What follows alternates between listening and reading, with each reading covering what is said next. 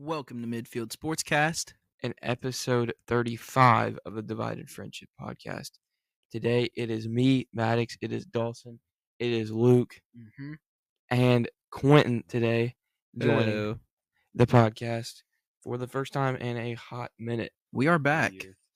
We are back. We are here with Quentin, and we are today here to do the top 10, preseason top 10 for all four of us, and then we will bring back the wheel spin, one of The our favorite iconic things. wheel spin. Like we always do, we spin the wheel of FBS teams.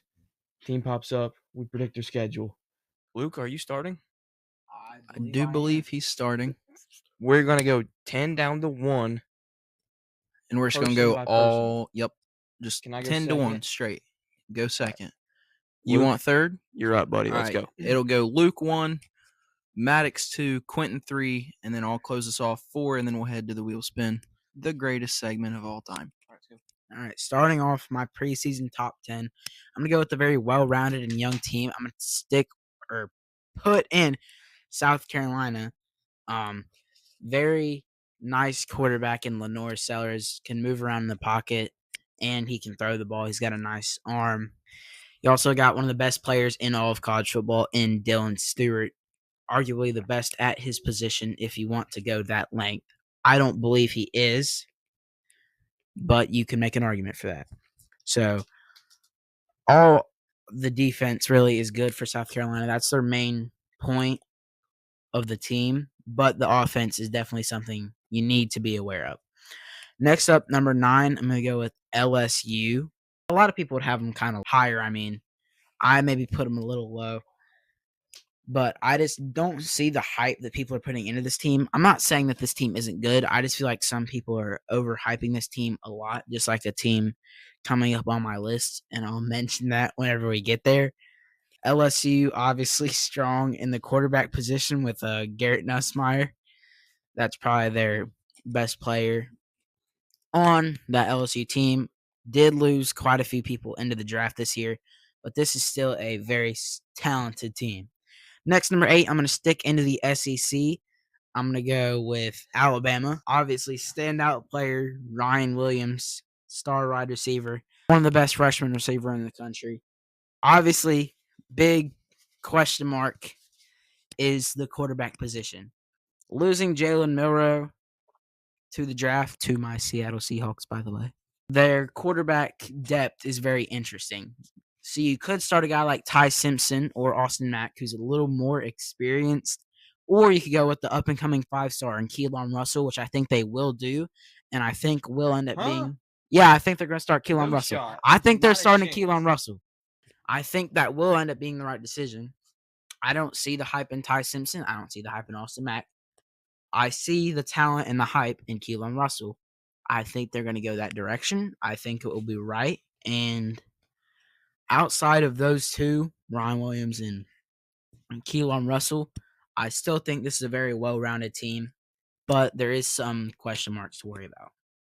Coming up at number 7, probably my shock pick. This is the team I was talking about earlier when I was mentioning LSU. I'm going to go with Ohio State. Call me biased. I don't really care. I think that, yeah, they're the defending national champions, but I don't see why people are putting so much hype into this Ohio State team, as if they didn't just lose all the team they spent multi-million dollars on. This is a team that is the definition of pay to win. Now that they've already won, and all those people are gone, $13 million. I'm not saying Michigan isn't that same way either. I'm just saying Ohio State is the same way. You can't even pay to win as much anymore. Anyways. Anywho, a team that was highly built off of the transfer portal last year. 2 or 3 of their main players are from the portal. They lost those 2. They lost their quarterback, which is the main reason I'm concerned with this team. Who are you going to put at quarterback? I mean, maybe the freaking 4-star and the other 5-star. Sorry, dude. This is my segment here, buddy. The quarterback is the position that's kind of concerning to me.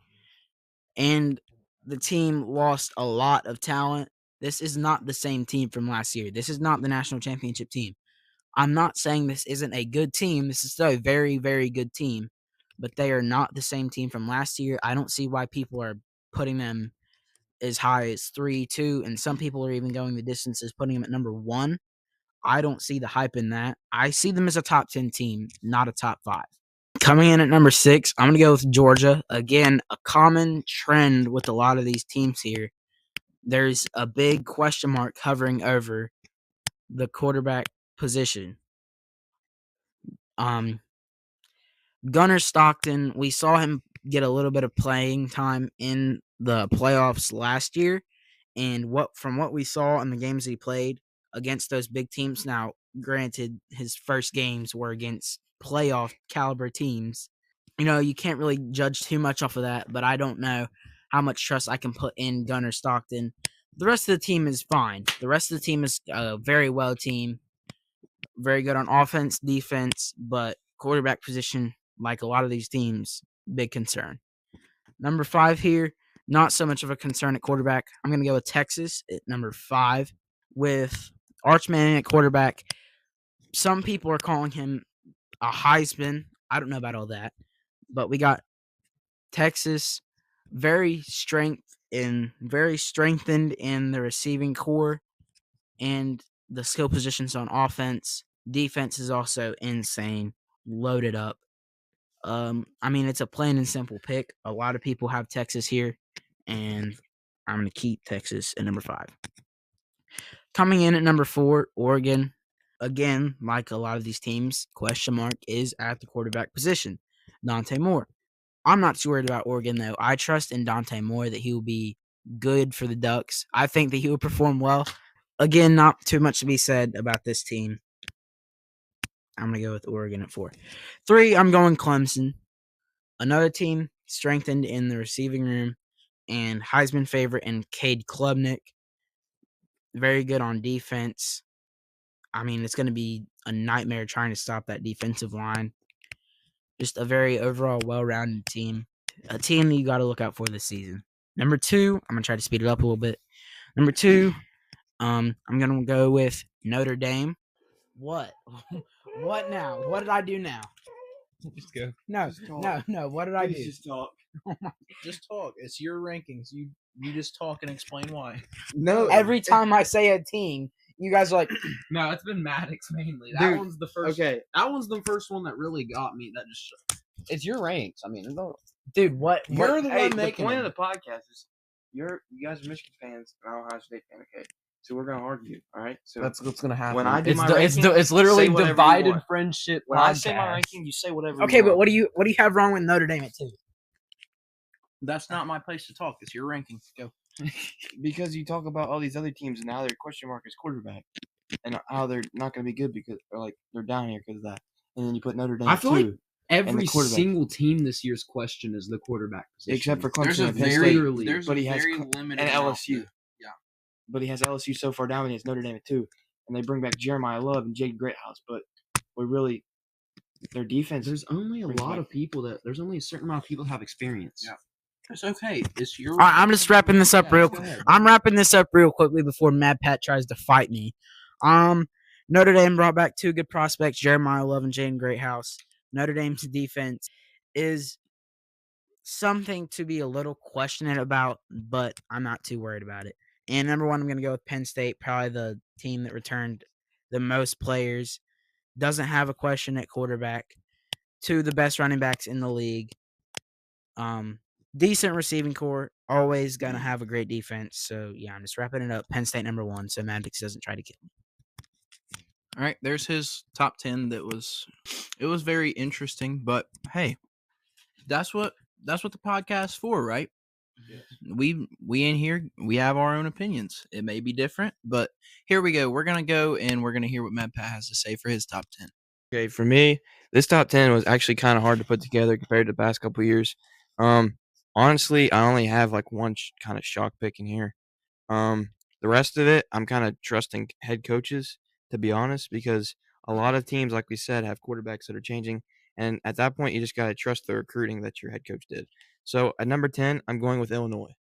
Illinois returning the most players in the Big Ten with 16 returning starters, returning a quarterback who is really underrated. And honestly, if you look at their schedule, it is really good for being in the Big Ten.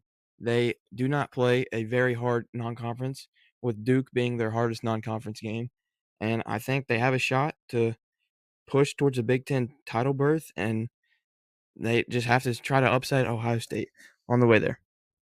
At number 9, I'm going with Luke's number 2 team. I'm going with Notre Dame. They do return Jeremiah Love. I have Jaden Greathouse with a breakout season, but most people predict C.J. Carr at quarterback. Do we really trust him?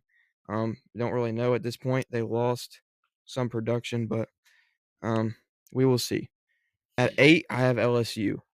Garrett Nussmeier, the quarterback returning, obviously, really, really good. They have insane speed at wide receiver. It's kind of unfair. All of them running 4.4 and below. But can the defense really keep up? Every year, LSU seems to have a really good offense and a defense that gives up 40. We'll find out if they can put it all together. At number 7, I have Alabama. Can DeBoer figure it out? Is pretty much what I have. They have all the money, anything you could need. They got to figure out who the quarterback is. Probably Ty Simpson. We'll figure out who it will be. At 6, I have Oregon. They only return 5 starters heading into this year. They do pick up a star safety from Purdue. While researching this, I did learn Purdue returns 2 starters this year. That is horrible. But that has nothing to do with the top 10. Okay, Oregon at 6. At 5, I have Georgia. Gunnar Stockton, going to be his time to shine. They have insane running back depth. It's really crazy how much running backs they have. The offensive line at Georgia is always going to be good. D-line's going to be good. 4, Penn State. They have 13 returning starters. They have Alar back, 2 of the best running backs in the country. And I have them at 4 because you know what always happens with Penn State? They can't get over the hump. They can't get over Michigan, and they can't get over Ohio State. 8 years in a row they have lost to the Buckeyes, and Michigan always seems to have their number as well. They just got to get over the hump. At 3, I have Clemson. Dabo Swinney coming back with a really, really strong team here. They have so much returning production. T.J. Parker and Peter Woods, as well as Cade Klubnik and a slew of receivers. I have them at 3. At number 2, I have Ohio State. We don't know the quarterback yet. Will it be Lincoln Kienholz? Will it be Julian Sane? I have no idea. Wide receivers, always going to be really good.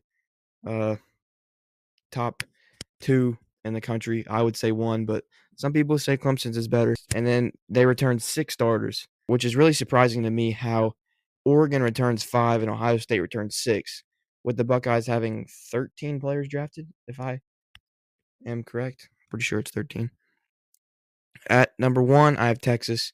Obviously, week 1, we have Texas and Ohio State matchup. And for me, it'll be 1 versus 2. Arch Manning, the quarterback, I'm going to be honest, he's kind of overrated at the moment. He's only started 2 games against not very great opponents, and we're really hyping him up. Most of the time when he got into big games, he ran the ball. We got to see what he can do first. He's set up for a very good season and career with the offensive line and the receivers that Texas have. And then the defense, they will get him the football back with Anthony Hill and Colin Simmons at the end. Really kind of underrated, to be honest. Dylan Stewart, for some reason, talked about so much more than Colin Simmons. And Simmons is really good at what he does. So that's my top 10. On to the next one.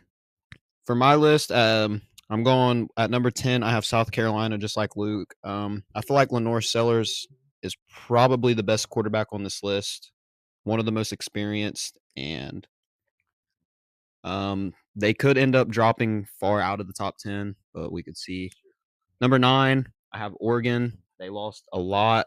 I'm not really huge on Dante Moore. He's not as good as people say. I could see Oregon running a lot of options and running the ball a lot this year. And I see them finishing about maybe 3rd or 4th in the Big Ten, but we'll see. At 8, I have Alabama. I could honestly see Alabama finishing outside of top 15, but who knows? Alabama always finds a way to finish in the top 10. They don't have a quarterback. I don't know who their quarterback's going to be. So that's the big question for Alabama. Number 7, I have Notre Dame. Luke had them at 2. It shocked me a little bit, but hey, you do you. I'm gonna have them at 7 just because they do have a lot returning, but once again have a lot leaving. I do think they'll be back in the playoffs again, just because. I mean, who did they ever play? At 6, I have Georgia. Georgia's gonna be really good again this year. Their defense is always amazing, and they're gonna be in the playoffs, and they're gonna knock out some good teams. 5, I have LSU. I don't know a lot about LSU, to be honest, but I'm just going to live with the hype and just put them at 5. At 4, I got Texas. I'm actually living up to the Arch Manning hype. I think Texas is going to be really good. I think they're going to go – I think they could go 10-2, 11-1 this year and honestly be higher than 4, but I'm just going to have them at 4 right now because I think the other 3 teams are a lot better. At 3, I have Ohio State, who just won the national championship. And without a question, Julian Sands is going to be the starting quarterback. I don't care what nobody says. Not even a doubt. He's the starter. Ohio State at 3. They still got Jeremiah Smith. They got heck of a lot on defense still. They could honestly run it back. 2, I have Clemson. Clemson is a team that we don't know how good they're going to be this year. We don't know if they're going to live up to the hype or not, but I think just looking on paper, they look like the best roster in college football. So, but at number 1, I am going with Penn State. I hate to do this because they end up choking every single year, but this is literally now or never for James Franklin. If they don't win it this year, they're never going to. This is by far their best roster. They have the most returning, and if they want to win something big, it's got to be this year or he's out the door. All right. Okay. My top 10. Number 10, I'm going to go South Carolina. I think there was a lot of different teams that could have rounded out this list for me at this number 10 spot. Definitely Illinois was in consideration, even a little Iowa State for me. But ultimately, I went with South Carolina. Lenore Sellers, we kind of saw a little bit of the flashes that he can bring to the table last season, and you just want him to clean up some of the mistakes and just improve some of his flaws, and I think he'll be a very good quarterback in this upcoming season. Got a couple transfers like Byshell Tootin, running back. He's pretty solid, and then obviously you got some dudes on defense that can get it done for you. Dylan Stewart. Number 9, Alabama. I probably would have put them higher had I been more confident in their quarterback situation. I do think Ty Simpson will come into the season as QB1. Not really sure if that lasts throughout the season, but I think to open up the year, he will start as their quarterback. Outside of that, though, they have a lot of returning production. Like a good bit of their offensive line is back. Obviously, Ryan Williams is back. And you're Alabama. You bring in good recruits. You have talent all over the field. Great cornerback room as well. Yeah, just a really good team. Just the one concern I have with them is an unproven quarterback. Number 8, I have Notre Dame, which also I have them this low because of an unproven quarterback in CJ Carr. But Jeremiah Love, best running back in college football. He showed everybody nationally really what he can do last year in the playoffs. Really proved that he was a top dog. And coming back this year, probably looking to even be better than he was last year. Jaden Greathouse as well. He showed some big-time flashes in the playoffs, especially in that Orange Bowl against Penn State in the semifinal. That's when I was really first like, oh, this kid's got it. But defensively, also bring back Leonard Moore, a really good young corner who was seen in the national championship. Most of the time, it was good coverage. I think he's the one that got beat on the go to Jeremiah Smith, but oh well, it's Jeremiah Smith. Okay, my number 7, I'm going to go Oregon. Again, another unproven quarterback, but Dante Moore, I think he is going to be better than what maybe some people expect of him, especially here in this room. But UCLA, whenever he was there, I think he was just kind of thrown into the fire a little too early with maybe kind of a not so good offense, and it just kind of all went down in flames whenever you combined all the pieces. So there's that. And I think that Oregon has put a really good roster around him to compete. Went out and got Mekhi Hughes out of the transfer portal to be their RB1 two-lane transfer. He's very, very good.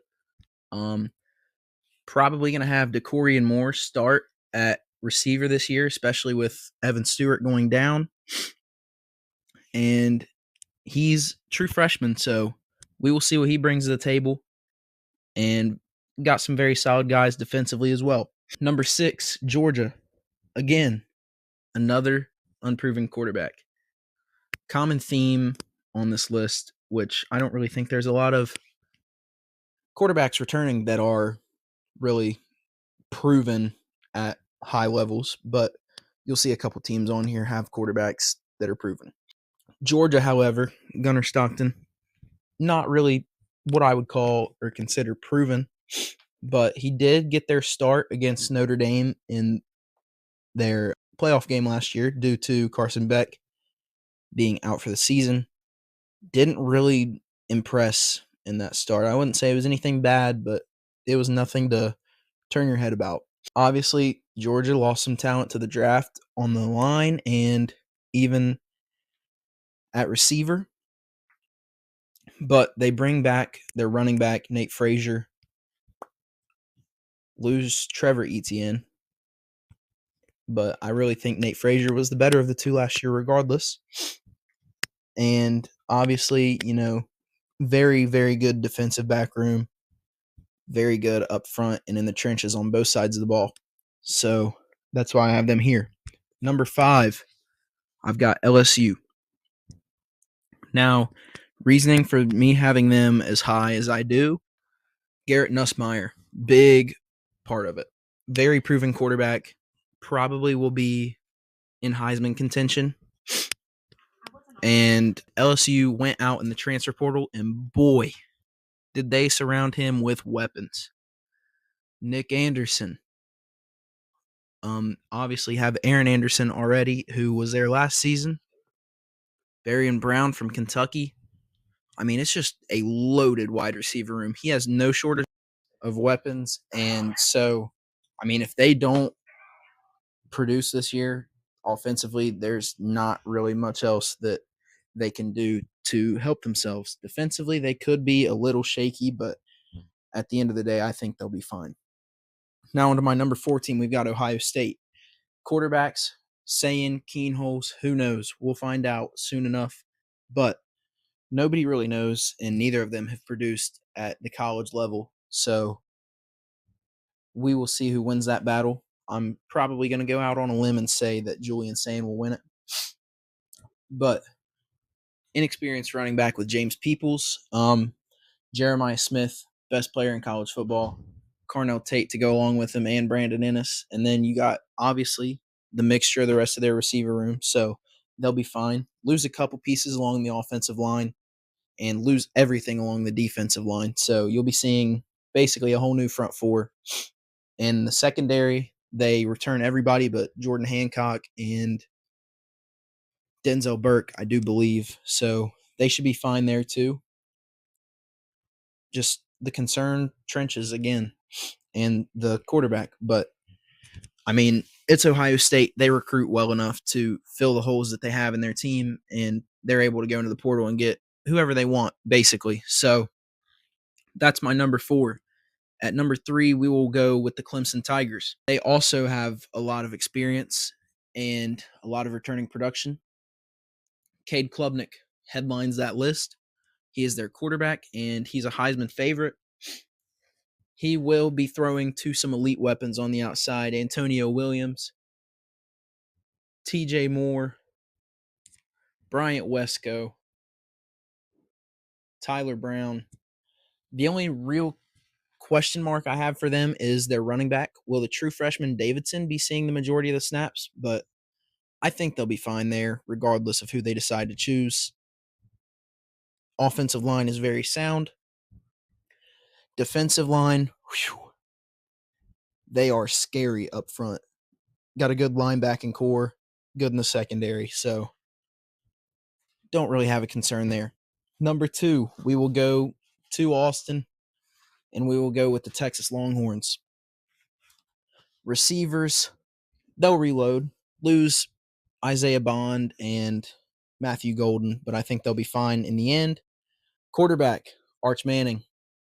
Talk of the offseason, basically. He is unproven for the most part. Started a few games last year, I do believe.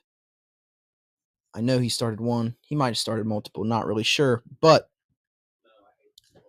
running back, Trey Wisner, CJ Baxter, 2 good running backs to have. And in the same room, they'll be dangerous. Defensive line, obviously headlined by Colin Simmons.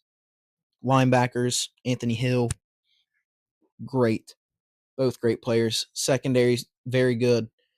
And Texas, again, will be a very, very good football team, as you have seen in the past couple of years. That leaves me with my number 1 team in all of college football, going with the Penn State Nittany Lions. Drew Aller, quarterback. Nick Singleton, Katron Allen, running back. The 3 main guys of this offense, basically. If you're James Franklin, it is put up or shut up. I mean, if you can't produce with the talent that he has right now there in Happy Valley, will you really ever be able to produce? So, I mean, we'll see what he does with this team. Obviously, very good defensively as well. Denied Dennis Sutton, AJ Harris, 2 key players that come to my mind. Very, very good football team. Made a semifinals run last year. And now, I mean, they bring back talent. They're more experienced than they were last year. And we will see if James Franklin and the Nittany Lions are able to finally go the distance. That is all I have for my top 10. All right, and now that we've all got our top 10s out of the way, we will be heading to my favorite part of the podcasts, and we will go to our random team wheel spin and predict their record for the year. So Maddyx, Luke, and Quentin have already done their wheel spins. I haven't because I was the last one talking, but we will go to Maddyx with Charlotte. App State is a loss. North Carolina is a loss. Monmouth is a win. Rice, win. South Florida, L. Army, L. Temple, win. North Texas, L. East Carolina, loss. UTSA, loss. Georgia, loss. Tulane, loss. 3-9, baby. Let's go, Charlotte 49ers. All right, that is Mad Pat, and now we will go to Luke with Bowling Green. Starting off, Lafayette, that's a win. Week 2, Cincinnati, that's a loss. Liberty, that's a loss. Louisville, that's a loss. Ohio, that's a win. Toledo, that's a loss. Central Michigan, that's a win. Kent State, that's a win. Buffalo, that's a loss. Eastern Michigan, that's a loss. Akron, that's a win. UMass, that's a win. So 6-6.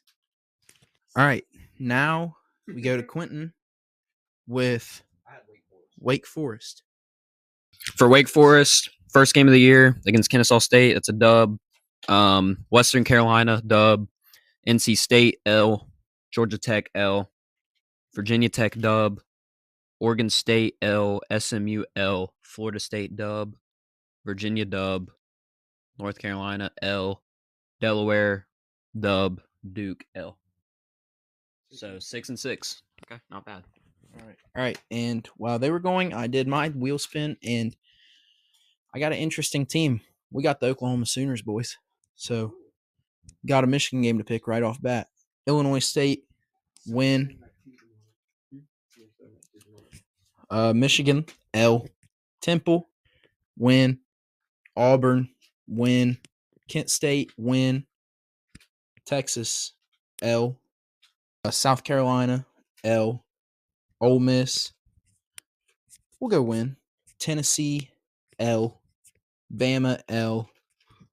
Missouri win. LSU L. All right. Well, they say 6 and 6. Not a very easy schedule, but that's what they got to deal with. So, Matt Pat had Charlotte with 3 and 9. Luke had Bowling Green with 6 and 6. Quentin had Wake Forest with 6 and 6, and I had Oklahoma with 6 and 6. So we didn't get a team with a winning record today, in our opinions. But that'll do it for episode 35 of the Divided Friendship Podcast. Thank you guys for tuning in today. Hope you enjoyed it, and we will see you on the next one. Adios.